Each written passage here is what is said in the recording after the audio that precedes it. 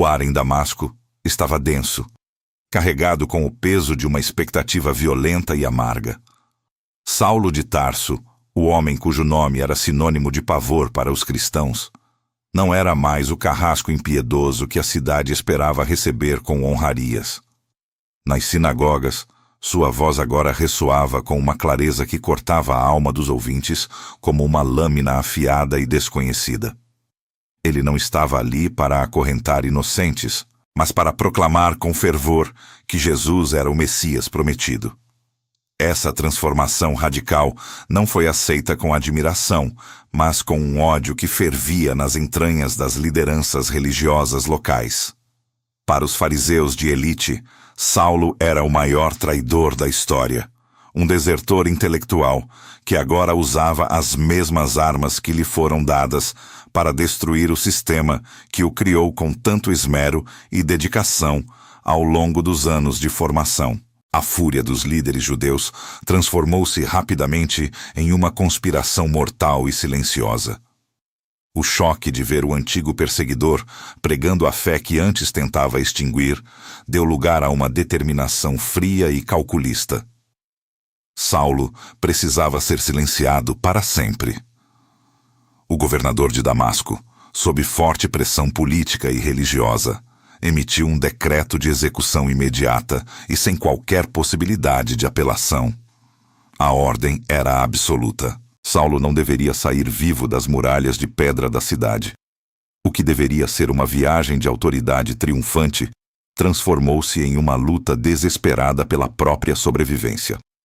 O homem que viajava com escoltas oficiais agora se via isolado, movendo-se como um fantasma pelas vielas estreitas e úmidas de uma metrópole que se fechava contra ele como um punho de ferro impiedoso, sob o selo oficial de uma autoridade que não admitia falhas. O cerco foi total e implacável. As grandes portas de Damasco foram guarnecidas por soldados e assassinos de elite, vigiando cada entrada e saída 24 horas por dia. O controle era rigoroso. Cada caravana era revistada e cada rosto era escrutinado sob a luz oscilante das tochas noturnas que queimavam nas passagens.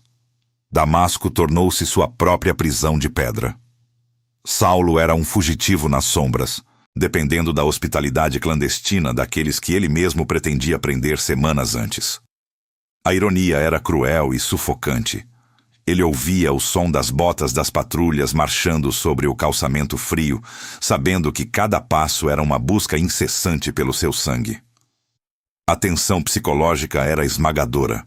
Uma vigilância constante, onde o menor deslize significaria o fim trágico de sua nova jornada, enquanto a lua fria observava o drama silencioso das muralhas. Escondido em porões escuros, Saulo sentia o isolamento crescer a cada hora que passava. O medo que ele outrora instilava nos outros agora era seu companheiro constante nas noites sem sono. Ele sabia que o sistema religioso que defendera não teria qualquer gota de misericórdia. O clima de espionagem era asfixiante, com espiões infiltrados em cada mercado e praça, sussurrando seu nome e prometendo grandes recompensas por sua cabeça. Antes de continuarmos, inscreva-se no canal e nos conte nos comentários de onde você está assistindo. Saulo percebia que o tempo estava se esgotando de forma alarmante. O cerco apertava cruelmente e o espaço para respirar era cada vez menor, transformando cada minuto em uma eternidade de incerteza, onde o peso da traição percebida pelos outros esmagava seu coração solitário. Em uma noite de silêncio absoluto, interrompido apenas pelos ventos do deserto, um informante entrou apressadamente no esconderijo. Seu rosto pálido denunciava a urgência do perigo imediato que o cercava. Ele não precisou de muitas palavras para transmitir a gravidade da situação. Os assassinos e as patrulhas do governador haviam acabado de descobrir o local exato onde Saulo se escondia. O som de cavalos galopando e ordens gritadas a poucos metros da porta ecoava como uma sentença de morte inevitável e aterrorizante. Saulo estava encurralado, com as costas contra a parede e o inimigo batendo no portão de madeira com uma violência brutal. A saída parecia impossível, e o caçador que virou a caça estava prestes a ser capturado definitivamente pelas garras daqueles que juraram sua morte, fechando o destino daquele que um dia foi o orgulho de Israel.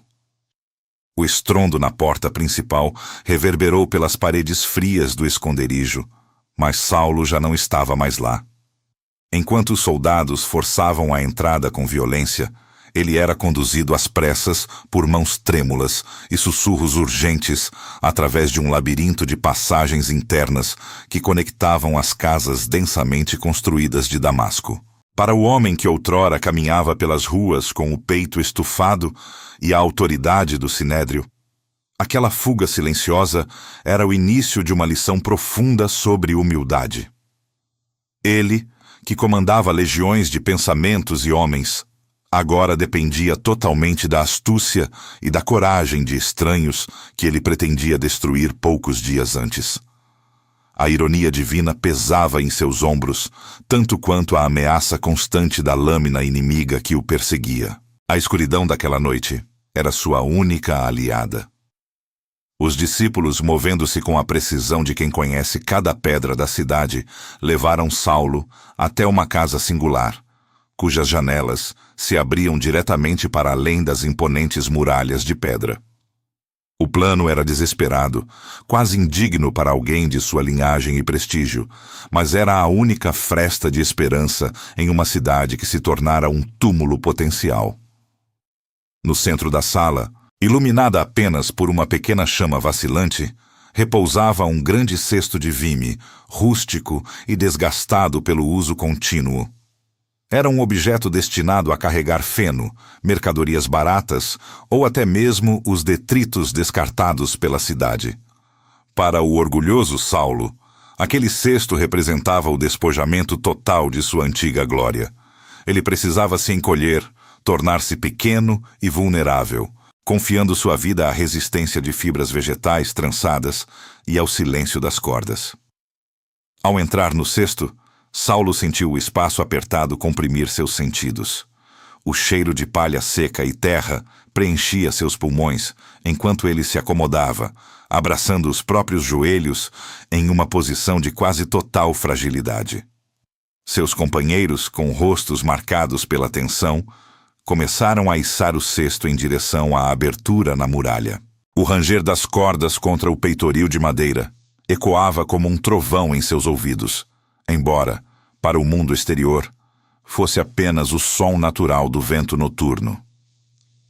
Lentamente, o cesto ultrapassou o limite da parede, e Saulo sentiu o estômago flutuar quando o chão desapareceu sob ele. Ele estava suspenso no abismo, pendurado entre a vida e a morte, enquanto a vastidão do vale se estendia abaixo na escuridão impenetrável. A descida foi uma eternidade de suspense. A cada centímetro que o cesto baixava, o vento soprava mais forte, fazendo com que o receptáculo de palha balançasse perigosamente sobre o vazio. Saulo fechou os olhos, sua respiração contida, ouvindo apenas o bater acelerado de seu coração. Logo abaixo, as luzes das tochas das patrulhas que vigiavam os portões passavam como brasas distantes. Ele podia ouvir o som metálico das armaduras e as conversas casuais dos guardas, que nem imaginavam que o maior prêmio de Damasco estava descendo silenciosamente acima de suas cabeças. O perigo era real. Um único grito, um espirro ou o rompimento de uma fibra da corda selaria seu destino ali mesmo, esmagando-o contra a base da rocha. Finalmente, o impacto suave com o solo arenoso trouxe um alívio momentâneo. Saulo saiu do cesto, limpando a poeira de suas vestes, e olhou para cima uma última vez. Lá no alto, o contorno vago de seus irmãos na fé desaparecia na fenda da muralha. Ele estava do lado de fora. Sozinho na imensidão do deserto, Saulo iniciou sua jornada rumo a Jerusalém. Cada passo na areia fria era um passo em direção ao seu passado, mas agora com uma mente transformada. Ele caminhou sob o manto das estrelas, processando a transição de perseguidor a fugitivo, de mestre a aprendiz. A liberdade tinha o sabor amargo do isolamento, mas o fogo em seu espírito o impulsionava a seguir em frente, atravessando as dunas com a determinação de quem encontrou um tesouro que vale qualquer renúncia. Em sua mente, ele já visualizava a chegada a Jerusalém. Saulo acreditava ingenuamente que, ao contar sua história, os irmãos na capital o abraçariam com júbilo. Ele imaginava que sua conversão seria recebida como uma vitória triunfal, um troféu da graça de Deus que abriria todas as portas e corações. Ele se via explicando a visão na estrada de Damasco e vendo o alívio nos olhos dos apóstolos. No entanto, o deserto que ele atravessava era um espelho da solidão que o aguardava. Ele não sabia que a reputação de sua antiga violência era uma sombra muito mais longa e persistente do que ele imaginava. Enquanto as torres de Jerusalém começavam a surgir no horizonte distante, Saulo não buscava apenas abrigo, mas aceitação. Contudo, o que ele encontraria no coração da igreja primitiva seria um choque de realidade tão duro quanto as pedras da muralha, testando sua fé de maneiras que ele jamais poderia prever. As imponentes torres de Jerusalém surgiram no horizonte como sentinelas silenciosas de um passado que Saulo desejava desesperadamente redimir, mas que ainda o assombrava a cada passo dado. Ao cruzar os portões da Cidade Santa, o ar parecia subitamente mais denso, saturado com o aroma persistente de incenso do templo e o eco abafado de vozes que ele próprio havia silenciado meses antes. Cada bloco de pedra calcária, cada pátio ensolarado e cada viela estreita serviam como lembretes cruéis de sua antiga identidade como o inquisidor implacável do Sinédrio. Saulo caminhava com a cabeça baixa, não por temor aos soldados romanos ou aos espiões que vigiavam os passos dos traidores, mas pelo peso esmagador de uma culpa que as dunas do deserto não conseguiram apagar. Ele buscava a comunhão, mas o que encontrou foi um muro de gelo muito mais difícil de escalar do que as muralhas físicas de Damasco. A realidade da sua chegada foi um golpe amargo e profundamente doloroso. Ao tentar se aproximar dos pequenos grupos de discípulos que se reuniam em casas humildes e esconderijos vigiados, Saulo encontrou apenas o silêncio gélido da desconfiança absoluta. Onde antes ele entrava com mandatos de prisão e autoridade, agora ele batia com mãos trêmulas pedindo por um pouco de misericórdia. No entanto, quando seu rosto era reconhecido sob a sombra do manto, o clima de fraternidade transformava-se instantaneamente em um pânico paralisante. Portas eram trancadas com uma violência que ecoava nas almas. Cortinas eram puxadas apressadamente e o sussurro aterrorizado de que o carrasco havia retornado corria como fogo pelas ruas de Jerusalém. Para os cristãos da capital, a história da visão na estrada de Damasco não passava de uma armadilha sofisticada, projetada para infiltrar o lobo mais perigoso no centro do rebanho fragilizado. Saulo encontrava-se mergulhado em um isolamento que beirava o insuportável. Ele estava em um limbo espiritual. Para os líderes judeus, ele era o traidor mais infame da nação. Para a igreja nascente, ele era um espião letal, cujas mãos ainda cheiravam ao sangue de Estevão. O homem que outrora comandava escoltas oficiais e era reverenciado nas primeiras fileiras das sinagogas, agora via-se sentado sozinho nas sombras, sentindo a dor lancinante de uma rejeição que parecia não ter fim. Ele havia abandonado todo o seu status, poder e segurança em troca da verdade, apenas para ser olhado com horror por aqueles que agora amava mais que a própria vida. Foi nesse momento de escuridão emocional profunda que surgiu Barnabé, o homem cujo nome significava o Filho da Consolação.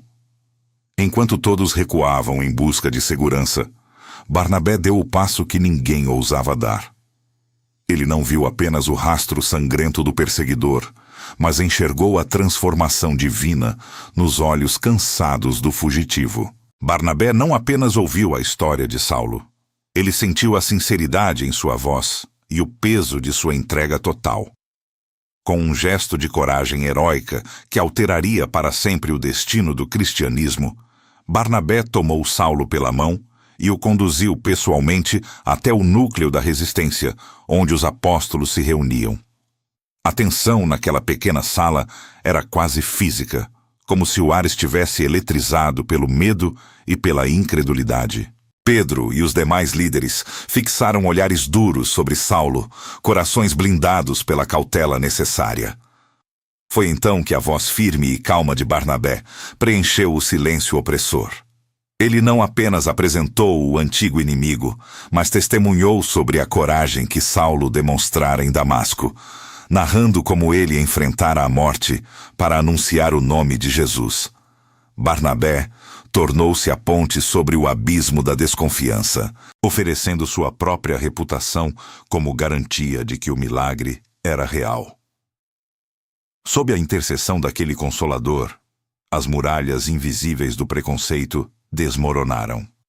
O olhar de Pedro suavizou-se e o abraço que se seguiu foi o selo oficial de que o caçador fora capturado pelo amor que tentara destruir. Saulo foi finalmente aceito, integrado à missão que um dia jurou aniquilar. Esta conclusão poderosa nos deixa uma lição eterna sobre o processo de redenção. Muitas vezes, a verdadeira mudança exige que suportemos o isolamento e a dor de sermos incompreendidos por aqueles que admiramos. Deus não apenas transforma vidas, mas também envia pessoas como Barnabé para abrir as portas que o medo humano insiste em selar. Com o apoio dos apóstolos e a alma em paz, Saulo compreendeu que seu exílio terminara. O tempo de se esconder em cestos e fugir pelas sombras havia passado. A maior jornada missionária da história estava prestes a explodir sobre o mundo, provando que quando Deus levanta um homem, nada pode deter o avanço de uma luz que nasceu para brilhar nas trevas.